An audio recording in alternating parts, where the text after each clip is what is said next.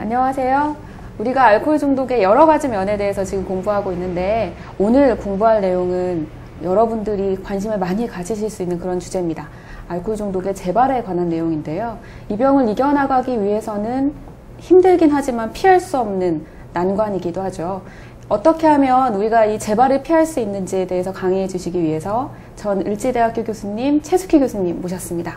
교수님 안녕하세요. 네, 안녕하세요. 잠시 보고 계신 분들께 소개 부탁드립니다. 네, 안녕하세요. 저는 전 을지대학교 중독재활복지학과 교수를 역임했고요. 지금은 행복심리연구소 발금을 운영하고 있는 최숙희라고 합니다. 반갑습니다. 오늘 제가 준비한 내용은요, 알코올 중독의 재발에 대해서입니다. 재발이라는 것은 굉장히 중요한 주제이고요. 특히 알코올 중독의 재발은 굉장히 흔히 일어나는 일이고 또 회복 과정에서 재발이 되는 것은 어떻게 보면 자연스러운 그런 결과이기도 하거든요. 그래서 대부분의 환자들이 회복하는 과정에서 재발을 경험하기 때문에 이 재발에 대해서 그 특성을 잘 알고 이에 대한 어떤 해결책을 잘 준비하는 것이 굉장히 필요합니다. 그래서 일단 중독의 재발이다라고 할 때 어떤 걸 우리가 재발이라고 하는가에 대한 정의를 좀 보겠습니다. 일단 재발은 중독 환자가 다시 음주를 재개하는 것을 이야기합니다. 그래서 다시 음주를 재개했다라고 할 때도 한 잔이라도 마신 상태, 이걸 재발로 보는 그런 입장이 있고요. 또는 한 잔 마셨지만 다음 음주로 이어지지 않고 그랬을 경우는 실수로 보고 오히려 이제 한 번 마셨는데 계속적인 음주로 몇 날 며칠 쭉 마시게 되는 경우가 있어요. 그래서 그런 경우를 재발로 보는 반복적인 음주를 재발로 보는 그런 견해들이 있습니다. 아무튼 알코올 중독의 재발이라고 하면은 기본적으로 중독자가 다시 음주를 하게 되는 그런 경우를 이야기합니다. 그런데 잘 지내던 중독자가 갑자기 재발하지는 않습니다. 그래서 재발의 과정이라는 게 있는데요. 술을 마시게 되는 어떤 행위는 결과로서 나타나는 것이고요. 그 전에 어떤 심리 내적인 변화, 어떤 행동적인 변화, 여러 가지 변화들이 쭉 이어지다가 결국에 술을 다시 마시는 재발로 이어지는 겁니다. 그래서 우리가 단순한 재발보다는 이 재발 과정에 대해서 잘 이해하는 것이 필요합니다. 그래서 재발 과정은 흔히 여러분들이 그 도미노 아시죠? 그 도미노 현상이라고도 비유를 할 수가 있습니다. 예를 들면 어떤 하나의 뭔가가 이렇게 무너지면서 계속 단계적으로 쭉 무너져서 결국에 가서는 마지막 남은 것까지 무너지는, 그래서 마지막 상태에 다시 음주를 하게 되는 도미노 현상과 같은 게 바로 재발 과정이다라고 보시면 됩니다. 그러니까 예를 들면 회복적인 중독자가 지금 술을 마시고 있지는 않지만 이 사람이 뭔가 마음이 편안하지 않고 사람들과의 관계에서 계속 문제가 일어나고 있다면 이 사람은 이미 재발 과정이 진행되고 있는 것으로 볼 수가 있습니다. 그럼 교수님, 재발은 사실 몸에 술이 다시 들어가는 것을 얘기하기는 하지만 네. 실제로 술을 다시 먹기 전에 이미 뭔가가 시작이 되고 있으면 네. 술을 먹지 않았지만 재발은 시작이 됐다, 이렇게 볼 수 그렇죠. 있다는 말씀이시죠? 예, 맞습니다. 그러면 왜 재발할까? 굉장히 중요한 이슈죠. 그러니까 많은 중독자들이 오랫동안 입원해서 치료도 받고 나름대로 노력을 했는데 그럼에도 불구하고 재발하는 환자들이 굉장히 많죠. 그래서 재발하는 이유에 대해서는 굉장히 연구가 많아요. 그리고 여기에 대한 학설도 굉장히 다양한데 일단 임상적으로 간단하게 두 가지로 정리를 할 수가 있습니다. 먼저 단주에 대한 동기가 부족한 경우가 있고요. 또는 단주에 대한 동기는 있지만 대처 기술이 부족해서 재발하는 경우, 이렇게 크게 두 가지로 나눌 수가 있습니다. 단주 동기가 부족하다는 건요, 중독 환자들이 치료를 받고 나서 당연히 끊어야 된다, 나의 음주에는 문제가 있다라고 동의는 하지만 완전히 끊으려고 하면 좀 섭섭하거든요. 억울하시다는 분들도 가끔 예, 계세요. 맞아요. 이 좋은 것을 왜 끊어야 되나. 남들은 조금씩 적당히 잘 마시면서 사는데, 그래서 이제 내가 중독이라는 병에 대해서 아니까 예전처럼은 마시지 않을 것이고 조금씩만 마시면서 정말 필요할 때만 마시고 살고 싶다, 이런 마음들이 의식적으로 있으신 분도 있고요. 또는 겉으로는 무조건 단주죠 이렇게 이야기하지만 무의식적으로 조절 음주에 대한 이런 욕구가 있는 경우들이 많아요. 그래서 이 조절 음주에 대한 부분이 굉장히 또 중요한 부분이라고 할 수 있습니다. 특히 이제 만성적으로 재발하시는 환자분들이 있어요. 예를 들면 뭐 10번, 20번 이상씩 이렇게 입퇴원을 반복하시지만 계속해서 또 재발이 되거든요. 그러니까 이분들 같은 경우는 중독이라는 병에 대해서는 어느 정도 알아요. 병식도 있고 또 치료도 많이 받아서 지식도 많이 가지고 있어요. 그렇지만 단주를 잘 못하시거든요. 이제 이럴 경우에도 실은 이제 조절 음주에 대한 부분도 체크를 해봐야 되지만 이분들은 이제 대처 기술, 특히 회복에 대한 다양한 그 프로그램들을 적극적으로 실천하지 않는 경우들이 많아요. 그래서 이런 회복 프로그램에 대해서 또 전반적으로 잘 실천하고 이런 부분들이 굉장히 또 중요한 부분이라고 할 수 있습니다. 재발을 막으려면 조절 음주에 대한 미련을 포기하고 단주를 선택하는 것과 혹시 문제가 생겼을 때 이걸 대처하는 기술 두 가지가 같이 있어야 재발을 막을 수 있겠군요. 그렇죠. 네, 굉장히 중요한 부분입니다. 그리고 지금 재발의 심각성인데요. 아까 서두에서도 말씀드렸지만 중독이라는 병은 너무나 재발을 잘합니다. 왜냐하면 아까 재발의 정의 자체가 한 잔이라도 일단 마시면 재발인 거거든요. 그래서 이 재발이 굉장히 많이 되는데 특히나 중독자들이 이제 퇴원한 지 또는 치료를 마친 지 이제 3개월 정도 때 굉장히 재발을 많이 한다라고 하고요. 또 심한 경우에는 바로 그날 마시는 경우도 많이 있죠. 사실은 생각해보면 이제 가족들 입장이나 이렇게 보면 네. 내가 진짜 안 먹어야겠다 하고 퇴원을 하면 오히려 첫 한 달, 첫 3개월 정도는 그래도 버티지 않을까 이런 네. 생각을 많이 하실 것 같은데 그렇죠. 예. 오히려 결과는 반대로 나오고 있네요. 재발률이 굉장히 높아요. 근데 이제 물론 그 퇴원하신 지 또는 치료를 마친 지 뭐 3개월, 6개월 이 사이에 재발이 많이 되는 이유들이 있어요. 그게 이제 후기 금단 증상이라는 것이 이제 이 환자들로 하여금 다시 재발하게끔 이렇게 유혹을 하게 되거든요. 그 부분에 대해서는 뒤에서 다시 한번 말씀을 드리겠습니다. 그래서 아무튼 이렇게 재발이 자꾸 일어나서 치료자 스스로도 이게 정말 잘 안 되는구나.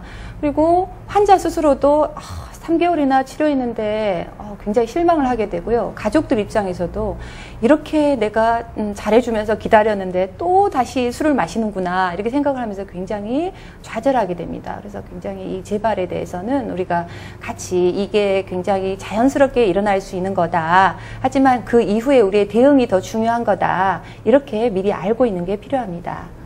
그래서 재발에 대해서 쭉 그 연구를 해보면 아무튼 3개월 이내에 재발하는 경우가 굉장히 많고요. 또 국내 연구에서도 보면 87%가 1년 내에 재발한다라고 합니다. 그리고 좀 그래도 비교적 최근에 국내 전문병원에서 전문적인 치료를 받은 환자들을 추적 연구를 해보니까요. 치료를 마치고 1개월 후에는 30.4% 정도가 재발이 되었습니다. 즉 10명 중에서 3명꼴로 재발이 된 거고요. 3개월째가 되었을 때는 46.6%, 그러니까 10명 중에서 4, 5명이 재발한다는 거예요.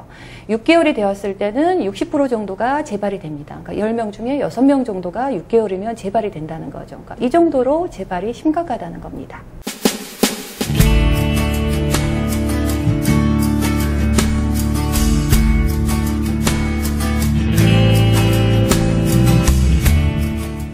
다음은 이제 굉장히 중요한 고위험 상황의 개념에 대해서 다시 한번 살펴보겠습니다. 아까 제가 그 모델에서 내적인, 외적인 고위험 상황이 있다고 말씀을 드렸었는데요. 실질적으로 중독 환자들을 대상으로 이렇게 쭉 연구를 해보니까 크게 4가지 분류로 또 이 고위험 상황을 정리를 할 수가 있었어요. 첫 번째는 부정적인 감정 상태일 때가 굉장히 고위험 상황이라는 겁니다. 그래서 부정적인 감정은 여러 가지 감정들이 있죠. 우울하다거나 불안하고 짜증스럽고 분노스럽거나 외롭고 소외감이 느껴지는 이런 상태가 큰 고위험 상황에 해당이 되는 거고요. 뭔가 내가 기분이 나쁘다. 뭐 기분이 더럽다 이런 감정들을 가지고 있을 때는 그것 자체만으로도 위험하다 이렇게 생각할 충분히 수 있겠네요. 그렇죠. 네. 그래서 마음이 뭔가 평온하지 않을 때 이게 일단 가장 쉽게 우리가 캐치할 수 있는, 그러니까 알아볼 수 있는 고위험 상황이라고 할 수가 있어요. 그래서 이제 그럴 때는 스스로가 마음을 평온하게 하는 게 좀 힘들다면 치료자를 찾으셔서 이 부분에 대해서 잘 다뤄주셔야 좋은 회복 프로그램으로 돌아갈 수가 있는 겁니다. 두 번째로는요, 신체적인 통증이나 음주 갈망 상태를 이야기하는데요. 그러니까 우리는 보통 몸이 아프면 어떻게 해요? 약을 먹죠. 그 약을 먹죠. 약을 먹거나 또는 몸에 좋은 걸 챙겨 먹잖아요. 근데 우리 중독 환자분들은 몸이 아프거나 쑤시거나 몸이 피곤하면 그때 술을 드시는 거예요. 마치 자가 투약을 하는 것처럼 약 대신에 술을 드시는 거죠. 이런 경우들이 꽤 있다라는 거예요. 그래서 몸이 너무 지친다거나 몸에 통증이 있다거나 이런 것도 고위험 상황이 되는 겁니다. 우리는 흔히 몸이 안 좋으면 술을 좀 쉬었다 먹거나 그렇죠. 네. 술을 좀 떼야겠다 이렇게 생각할 수가 있는데 사실은 몸이 아플 때도 위험한 상황이다. 네, 그렇죠. 너무 지쳐 있거나 피곤하거나 통증이 있을 때 또는 배고플 때 중독자들이요, 배고플 때 다시 술 드시는 경우가 많아요. 그래서 배고프지 않는 것도 굉장히 중요한 그런 예방책입니다. 그리고 이제 단순히 마시고 싶다라는 어떤 갈망감이 올라올 때가 있어요. 또는 조절해보고 싶은 어떤 욕망들이 이제 올라올 때, 이쯤 됐으면 좀 조절해볼까, 뭐 이제 이런 생각들이죠. 그럼 혹시 내가 먹지는 않을 건데, 회식 자리나 뭐 모임에 가서 앉아만 있고, 내가 네. 거기서 술 안 먹는 걸 연습해보겠다, 나를 상대로 시험해보겠다 네. 하시는 분들 계시거든요. 네. 그런 경우가 많죠. 근데 실질적으로 어느 정도 내공이 생기기 전까지는 추천하고 싶지는 않아요. 왜냐하면 그 자체가 고위험 상황이거든요. 다른 사람들이 즐겁게 마시고 있는데 혼자서는 못 마시고 그때 느끼는 상대적인 박탈감과 어떤 슬픔 이런 것들이 실은 있거든요. 그래서 가능하면 그 회복의 초기 단계에서는 그 외적인 환경들을 잘 통제해 주시는 게 좋아요. 즉 회식 자리를 자주 간다거나 술 친구를 만난다거나 이런 것들은 굉장히 위험하죠. 일부러 피해야 되는 거죠. 초기에는, 회복 초기에는. 그런데 이제 예를 들면 회복이 굉장히 안정적으로 되고 있을 경우에, 그럴 경우에는 이제 부분적으로 모든 상황을 우리가 회피할 수는 없잖아요. 나는 술을 마시진 않지만 그 모임에는 꼭 가야 될 수도 있어요. 그럴 경우에는 이제 가서 자신이 음료수를 마실 수는 있겠죠. 근데 아무튼 자신을 좀 테스트해 보려고 하는 거, 이런 것은 별로 좋지 않습니다. 특히 회복의 초기에는 꼭 피하셔야 됩니다. 다음 고위험 상황은요, 사회적인 압력이에요. 그래서 어떤 사회적인 모임에서 사람들이 이제 권하는 술 있죠. 그래서 회식이나 어떤 모임에서 또는 주변의 술 친구들 이럴 때 많은 경우에 재발이 일어납니다. 그래서 이제 방금 질문하신 거하고 좀 통하는 부분이죠. 그래서 이런 사회적인 압력이 있는 그 자체가 고위험 상황이기 때문에 분명히 좀 이런 상황에 대해서 충분히 계획을 세우시는 게 필요한 거죠. 그리고 네 번째 보면은 긍정적인 생활 사건이 있을 때도 이게 좋은 일인데도 오히려 이게 유혹이 될 수가 있어요. 하는 일이 잘 돼서 뭐 대박이 났다거나 기분이 좋다거나 뭐 돈이 생겼다거나 이럴 때 이때 이제 많이들 또 재발하는 경우들이 있어요. 그래서 이런 고위험 상황은 실은 제가 이렇게 4가지로 그 통계에 의한 그걸 정리를 해드렸지만 실은 개인마다 좀 다를 수가 있어요. 그래서 자기 개인의 고유한 고위험 상황을 환자분들께서 평소에 쭉 적어 놓으시고 이걸 목록화해서 잘 지켜보시는 게 필요합니다. 과거의 상황들을 점검해 보는 거예요. 예전에 내가 고위험 상황이 뭐가 있었나. 근데 그때 술 마시지 않고 성공했던 고위험 상황은 언제였나? 그때는 어떤 이유 때문에 성공을 했을까? 즉 술을 마시지 않고도 극복을 했나? 이 요인을 살펴보셔야 되고요. 결국 실패하게 됐던 고위험 상황, 즉 재발한 상황이겠죠? 내가 그때 예를 들면 비가 오는 날 너무 우울해서 재발을 했다. 그러면 실패했던 고위험 상황인 거죠. 비 오는 날 쓸쓸함. 이런 것들이 굉장히 실패했던 고위험 상황이라는 걸 인지를 하셔야 됩니다. 그리고 앞으로 다가올 고위험 상황에 대해서도 예견을 하셔야 되죠. 그러니까 과거에는 이런 고위험 상황이 있었는데 내가 이제 퇴원해서 또는 치료를 마쳤을 때 다가올 고위험 상황은 이런 것들이 있겠다. 예를 들면 다시 회사에 나가면 다시 회식은 계속될 것이고 술을 권하는 사람들이 있을 텐데 내가 어떻게 이것을 완곡하게 잘 표현해서 거절하면서도 관계를 망치지 않을 수 있는가. 이런 것들은 충분히 예상하셔야 될 그런 고위험 상황이 되는 겁니다. 그래서 이 상황들을 잘 알고 대책을 세우셔야 되는데요. 특히 고위험 상황에서 효과적으로 해결하는 방법들을 치료 과정에서 또는 회복 과정에서 잘 배우셔야 돼요. 그게 이제 주로 아까 그 인지 모델에서 보셨던 생각하는 습관들. 이게 이제 중독적인 생각이 아닌 건강한 생각들로 잘 대체가 돼야 되고요. 감정이나 충동을 관리할 수 있는 그런 개별적인 어떤 계획들. 그리고 다른 사람들과 관계를 잘 맺는 이런 방법들까지가 중요한 어떤 대책에 들어갈 수가 있습니다. 그래서 실은 사회기술을 배운다거나 대화기술을 배운다거나 이런 것들이 어떻게 보면 술을 끊는 거하고는 직접적으로 관련이 없는 것 같지만 굉장히 긴밀한 관련들이 있어요. 그래서 이제 이런 부분들이 회복 프로그램에서 꼭 들어가야 되고요. 그리고 이제 개인적인 어떤 하루 생활 계획표 또는 회복 활동 계획표 이런 것들을 쭉 짜가지고 그날 잘 실천하시는 것이 중요합니다.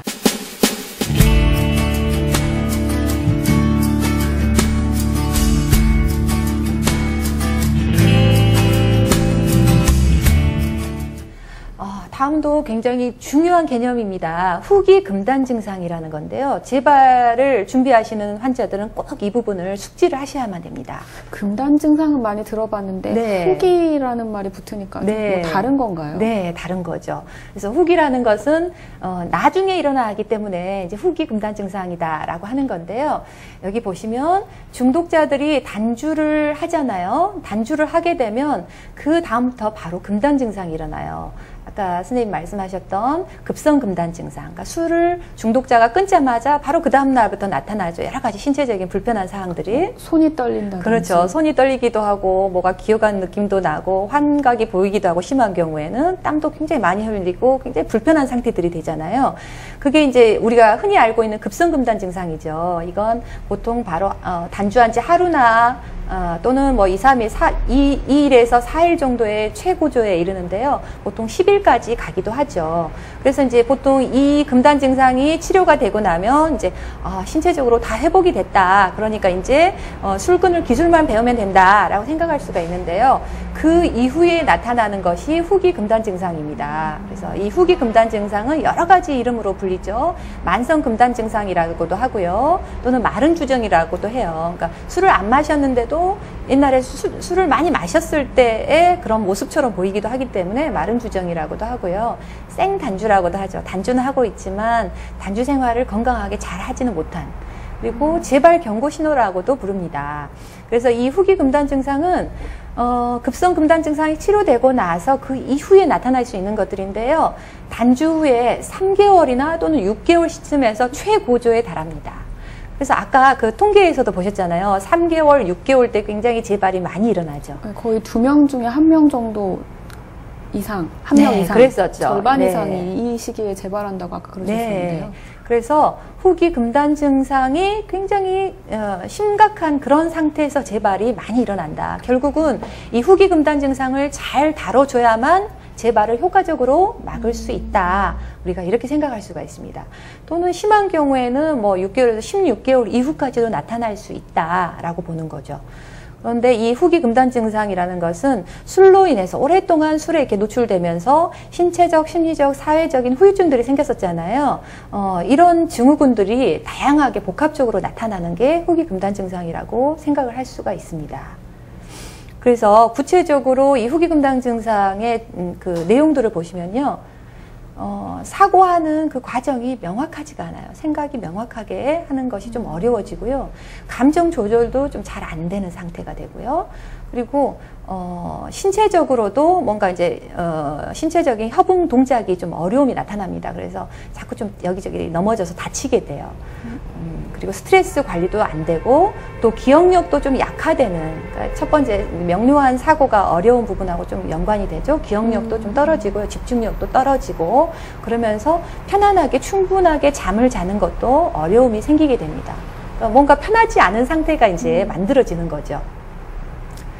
그래서 이런 후기 금단 증상 같은 경우는요, 이제 여러 유형이 있어요. 점점 좋아지는 그런 호전되는 유형이 있고, 점점 악화되는 유형이 있고요. 변동 없이 계속 나타나는 유형이 있고, 간헐적으로 좀 나타나다가 없어졌다, 또 나타나다 없어졌다가 이런 다양한 유형들이 있는데요. 가장 흔하게 나타나는 건 어떤 유형인가요? 네, 가장 흔한 건 좋아지는, 호전되는 유형이에요. 참 다행이죠.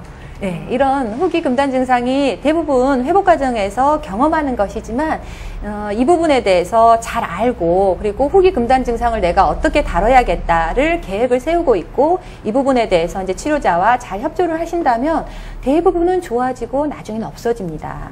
근데 이제 많은 경우에 이 후기금단 증상을 모르고 단주 생활을 하시다가 단주 생활을 예를 들면 6개월씩, 1년씩 이렇게 단주를 했는데도 자꾸 감정 조절이 안 된다거나 자꾸 짜증이 난다거나 이런 상황에서 많은 중독자분들이 이제 좀 좌절을 하세요. 이상하다고. 이렇게 술을 오랫동안 끊었는데도 뭘 공부를 해보려고 자격증 준비를 하려고 해도 공부도 잘 안 되고 뭔가 계속 짜증은 올라오고 이게 뭡니까? 이렇게 오시는 분들이 많아요. 근데 실질적으로 이게 후기금단 증상이 있어서 그랬던 겁니다 라는 것을 알려주는 순간, 그걸 깨닫는 순간 또 많이 좋아지세요. 제가 경험했던 예전 환자분은 이걸 알고 나니까 모든 게 다 해결되고 정말 시원하다라고 하셨던 그런 분이 있었어요. 그래서 아, 이게 내가 비정상이고 뭔가 정신병이 들어가는 게 아닌가 이렇게 생각을 했는데, 아, 이건 자연스러운 후기금단 증상의 그 과정에 있었던 거군요. 그러면 됐습니다. 선생님 고맙습니다. 그러시더라고요. 그래서 가장 중요한 것은 후기금단 증상이 있다는 것, 그리고 이게 꽤 오랫동안도 나타날 수 있다는 것, 그리고 이걸 잘 알고 대처를 하면 아주 잘 넘길 수 있다라는 것, 이것에 대해서 아는 것이 굉장히 필요합니다. 급성 금단 증상, 뭐 손이 떨린다거나 네. 혹은 뭐가 기어다니는 걸 느끼거나 이렇게 금단 증상을 겪으시는 분들은 사실은 술을 많이 먹다가 갑자기 안 먹으면 다들 겪으시는 거잖아요. 그렇죠. 그것처럼 혹시 이런 후기 금단 증상도 다들 겪는 금단 증상인가요? 대부분은 겪는다고 봅니다. 근데 이제 정도의 차이는 좀 있는 것 같아요. 훨씬 더 심하게 겪는 분들도 있고 좀 더 비교적 약하게 겪는 분들도 있는데, 아마 이게 대부분은 그러니까 이 후기 금단 증상에 대해서 알고 대처를 하시는 분들은 이걸 수월하게 잘 넘어가는 것 같아요. 근데 이제 이 부분을 모르시는 분들은 굉장히 강렬하게 겪으면서 재발이 이제 일어나는 거죠. 그러면 아까 호전되는 경우가 제일 많다고 했는데, 네. 이분들은 이제 기다리면 좋아지니까 괜찮은데 악화되시는 분들은 어떻게 해야 될까요? 이 호전되는 유형도요, 가만 놔뒀다고 좋아지는 건 아닌 것 같고요. 이 후기금단 증상이 있다라는 것을 매일매일 이렇게 점검을 하고 그 부분에 대해서 계속 모니터링을 받아야 돼요. 그러니까 치료자나 후원자들과 이 부분을 오픈해서 이야기를 하고 거기에 대해서 지지를 받고 또 도움을 받는 게 필요한 거죠. 악화되는 유형이 이제 제일 좀 위험하고 안 좋은 유형인데요. 이 경우는 더 많이 이 회복 프로그램에 신경을 써야 되는 거죠. 정말 이 부분을 부끄러워하지 않고 가리려고 하지 않고 오픈해서 후원자와 치료자와 상의하면서 구체적인 아주 적극적인 그 회복 프로그램을 해야만 됩니다. 좀 더 구체적으로 이제 후기금단 증상에 대한 대책을 좀 말씀을 드리겠는데요. 아까도 말씀드렸지만 일단 자신이 경험하고 있는 이런 불편한 사항들이 비정상이 아니고 어떻게 보면 술에 의해서 뇌가 오랜 기간 동안 영향을 받아서 나오는 자연스러운 결과다. 이것을 아는 것이 필요합니다. 그리고 이런 금단 증상에 대해서 잘 지켜보는 것도 필요한 거죠. 그냥 무심코 넘기거나 별거 아닐 거야 이렇게 넘기기보다는 주시를 하셔야 되고요. 또 이런 증상들이 중독이라는 병의 일부라는 거, 그 후유증이 남아서 지금도 이렇게 뭔가 다시 불편한 상황이 일어난다라는 것을 깨달은 것이 필요합니다. 그리고 이런 것들을 깨닫고 나면 이제 좀 더 구체적으로 이 후기 금단 증상에 대해서 다른 사람들과 이야기를 나누셔야 돼요. 그래서 그 사람들이 여기에 대해서 해주는 이야기들을 잘 들으시고 그런 것들을 이제 교훈 삼아서 뭔가 도움을 받는 것이 필요합니다. 특히 이전 경험자들의 이야기를 듣는 것은 굉장히 중요하겠죠. 그리고 이렇게 이야기를 나눌 수 있는 사람들이나 또는 모임과 가까워지기 위해서 시간을 충분히 할애하는 것이 필요합니다. 그리고 후기금단 증상의 대책 중에 또 이제 식습관 관리가 있어요. 하루 세끼 식사. 잘 하세요. 이 하루 세끼 식사가 굉장히 중독자들에게는 중요합니다. 그러니까 우리 환자분들 보면은 거의 뭐 하루에 한 끼, 두 끼 이러신 분들이 많아요. 특히 술을 한창 드실 때는 식사도 안 하시고 이제 술만 드셨었죠. 그런 생활의 패턴을 완전히 바꾸셔야 돼요. 규칙적으로 영양이 충분한 어떤 식습관. 밥을 잘 먹자. 그렇죠. 예. 기본에 충실한 것이 실은 가장 중요한 것입니다. 잘 먹고 잘 자고. 운동도 꾸준히 하고 이런 것들이 필요한 거죠. 특히 카페인이나 니코틴을 과도하게 사용할 때 이게 이제 후기금단 증상을 악화시키는 거기 때문에요. 회복 과정에서 이제 이 카페인과 니코틴을 줄이는 것도 굉장히 중요합니다. 나는 술 끊는 것도 힘든데 네. 담배도 피지 말란 얘기냐 이렇게 네. 생각하시는 분들 계실 것 같아요. 맞아요. 특히 이제 폐쇄병동에 계시는 분들은 이런 부분에 대해서 많이 힘들어 하시죠. 그렇지만 아무튼 분명한 것은 이 두 가지가 분명히 후기 금단 증상에 안 좋은 영향을 미쳐서 스스로를 안 좋은 상태로 가게 만들기 때문에 적당량으로 줄이시는 것이 중요한 부분입니다. 그리고 이제 충분한 수면과 또 이완을 하는 거, 그리고 명상을 하는 것을 규칙적으로 하는 것이 필요하고요. 하루에, 일주에 적어도 3, 4회, 30분 이상 유산소 운동을 하시는 것이 필요합니다.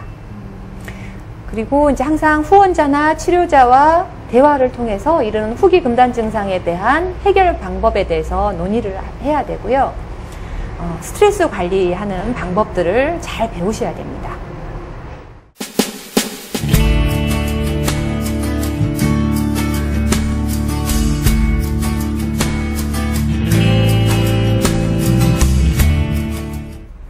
그래서 방금 3가지 목록을 말씀을 드렸는데요. 그 3가지 목록을 다 보는 것이 가장 좋지만 그래도 좀 더 간단하게 내가 재발이 지금 위험한가를 체크해 볼 수 있는 목록들입니다. 여기 보시면 요즘 들어서 자꾸 배가 고프고 화나고 외롭고 지치는가 한번 이걸 점검해 보세요. 그렇다면 재발 위험성이 있는 거죠. 또는 예전에 술 마시던 장소에 가서 내가 나의 단주지나 또는 여러 가지 그 결심 사항들을 이렇게 시험해 보려고 하는가, 조절을 하거나 자기를 좀 테스트해 보려고 하는 거, 이것도 위험한 거예요. 또는 현재 지금 스트레스를 많이 겪고 있는가, 또는 자신의 문제를 술 마시지 않고 해결할 수 있다라는 자신감이 있는가, 이런 것들을 체크하셔야 되는 거죠. 또는 음주 충동을 최근에 경험하고 있는지, 또 음주 충동이 있으면서도 이걸 치료자나 또는 다른 사람에게 오픈하지 않았는지, 이런 것들도 알아보셔야 되고요. 술 마시고 살면 얼마나 좋을까, 이제 이런 생각을 다시 한다거나, 또는 단주에 도움이 되는 사람들을 스스로 이렇게 멀리 한다거나, 모임에 자꾸 안 가려고 하고, 치료자를 피하고, 협심자나 후원자를 피하고 있는가, 또는 취하지 않고 조금만 마시면 어때? 라는 이런 생각이 좀 조금씩 올라오고 있는지, 또는 최근에 음주를 한 잔 정도 했는데 그걸 마치 없었던 것처럼 숨기고 지금 있지는 않은지, 이런 상태, 특히 마지막 항목 같은 경우는 이건 대단히 위험한 신호로 보여집니다. 한 번 먹고 그 다음부터 안 먹었는데도 말하지 않으면 위험한가요? 그렇죠. 예. 그러니까 아까 재발은 재발 과정으로 보자 했잖아요. 단순히 술을 마신 시점이 아니고 재발 과정으로 보기 때문에 지금 한 잔을 마셨고 그 다음에 이어지지는 않았지만 지금 이렇게 숨기고 있다는 자체가 이미 재발 과정에 꼭 빠져 있는 거예요. 그러면은 재발을 방지하기 위해서 구체적으로 어떻게 하면 좋겠다라고 제가 생각한 부분들을 정리했는데요. 1차적으로는 심리적으로 안정적인 상태를 만들어야 됩니다. 계속 누군가를 미워하고 있다거나 너무 지쳐 있다거나 우울한 상태가 지속되거나 이런 것들은 재발 방지를 위해서 굉장히 바꿔야 되는 부분이죠. 그래서 내 마음이 평온한 상태가 아니다라고 하면 치료자의 전문적인 도움을 받으셔야 돼요. 우울증이 있다면 우울증을 치료하셔야 돼요. 그래서 마음의 평온함을 유지하는 게 재발 방지를 위해서 1차적으로 가장 중요합니다. 그리고 두 번째는 재발의 원인을 잘 파악하고 계셔야 돼요. 내가 수없이 재발했던 그 원인은 과연 무엇인가. 그게 예를 들면 우울증이었다. 또는 직장 스트레스였다. 그러면 이 직장 스트레스를 내가 어떻게 관리할 것인가. 이 부분에 대해서 충분한 계획과 또 훈련들이 필요한 거죠. 그리고 앞에서도 나왔지만 재발의 과정에 대한 거, 그리고 고위험 상황에 대한 거, 그리고 후기 금단 증상에 대해서 잘 알고 이것들에 대한 해결 방법들, 이것들을 배우셔야 되고요. 재발 경고 신호 목록을 아까도 말씀드렸지만 매일매일, 그것도 하루에 2번씩은 점검을 하시고, 점검에서 뭔가 체크가 됐다면 그 부분에 대해서 계획을 하고 후원자나 치료자와 이 부분에 대해서 적극적으로 논의를 하셔야 됩니다. 그리고 중요한 타인을 개입시키는 것도 필요해요. 우리가 혼자서는 잘 하지 못할 때도 있거든요. 그래서 누군가와 함께 한다면 훨씬 더 잘할 수가 있는 거죠. 단주 선배, 가족, 치료하시는 분들. 그렇죠. 예. 네. 그런 분들과 항상 도움을 받는 것이 부끄러운 게 아니다. 이건 당연한 거고 이게 맞는 거다라는 것을 아는 것이 필요합니다. 그리고 자신이 하고 있는 이 회복 프로그램도 점검을 해봐야 돼요. 내가 예를 들면 스트레스 관리에 대해서 배우고 있고 AA에 참석하고 있는데 이걸로 충분한가? 혹시 나의 우울증을 위해서는 전문적인 치료도 같이 병행해야 되는 게 아닌가? 이런 부분도 점검을 해보셔야 되고요. 또 회복 프로그램을 짰다고 하더라도 내가 정말 100% 여기에 매진을 하고 있는가? 이 부분도 점검을 하셔야 됩니다. 정말 열심히 하셔야 됩니다. 네, 지금까지 우리 재발에 대해서 알아봤는데요. 교수님, 혹시 이 동영상을 보고 계신 분들께 응원의 메시지 한번 부탁드립니다. 네, 재발에 대해서 제가 강의를 했는데요. 재발하시는 분들 실망하지 마시고요. 재발은 회복의 과정에서 자연스럽게 일어날 수 있는 그 사이클 속에 있는 겁니다. 재발을 통해서 뭔가 배우셨다면 그게 성장하는 겁니다. 재발했다고 실망하지 마시고요. 포기하지 않으시면 회복은 꼭 일어납니다. 여러분들이 회복하셔서 건강하고 행복한 삶을 영위하시길 진심으로 바랍니다. 여러분 화이팅입니다. 저는 회복 중이신 한 분이 저한테 와서 나는 배고프면 자꾸 술 생각이 나기 때문에 오늘 점심 2번 먹고 왔습니다 라고 말씀하신 적이 있었습니다.